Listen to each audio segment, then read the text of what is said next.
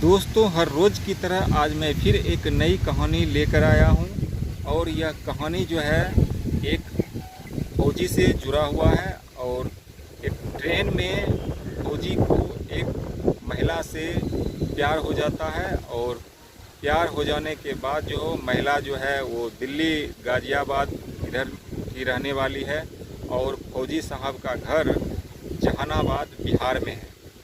और दोनों के बीच प्यार होता है ट्रेन में। और प्यार होने के बाद जो है प्यार इतना आगे बढ़ जाता है, एक दूसरे के बिना रहना मुश्किल हो जाता है।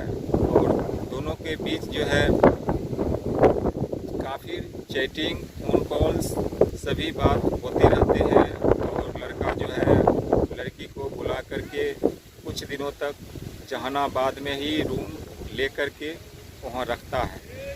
लड़की के बयान के अनुसार लड़की बता रही है कि पिछले 3 महीना से हमें जहानाबाद में ही रखा गया और हमें घर नहीं ले गया है, अपने घर पे नहीं रखा है।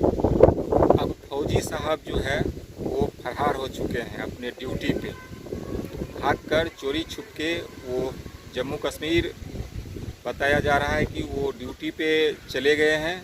और जो महिला है उनके घर पहुंच गए हैं और वहाँ महिला जो है न्याय की गुहार लगा रही है। पुलिस भी, जो बिहार पुलिस है, न्याय दिलाने के लिए वो लगातार कोशिश में जुटी हुई है। और महिला का रो रो कर बुरा हाल है, क्योंकि महिला काफ़ी सुंदर भी देखने में लग रही है। इसीलिए तो फौजी साहब को हो गया था प्यार, क्योंकि फौजी साहब का जो प्यार था वो सुंदरता को लेकर का था। इसीलिए जो है उसको यूज कर करके फेंक दिया गया है। इस पर जो प्रशासनिक जो नियम रूले हैं वो भी अब मीडिया के सुर्खियों में ये कहानी चल रही है। तो हो सकता है फौजी साहब पर कार्रवाई भी हो सकती है, क्योंकि फौज को भी बदनामी होगी। इसीलिए जो है फौज के भी लोग भी जो अधिकारी हैं उन तक यह बात पहुंचेगी तो हो सकता है कि फौजी साहब पर कार्रवाई हो सकती है।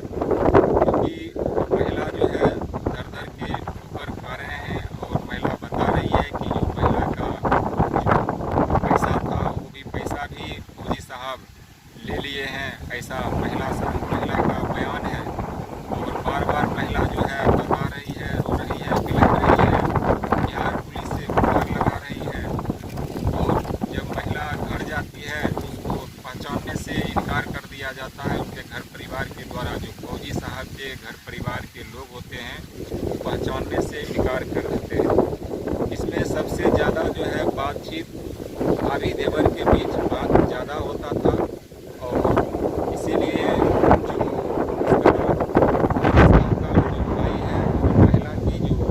देवर थे वो अब पहचानने से इनकार कर रहे हैं, कह रहे हैं कि हमने कुछ जानता ही नहीं है इस मैटर पे।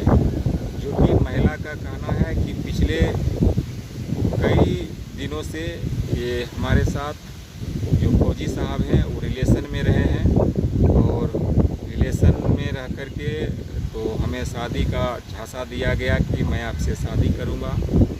लेकिन जब वह शादी के लिए कहते थे फौजी साहब को तो फौजी साहब कोई ना कोई बहाना बना करके बातों को टाल दिया करते थे।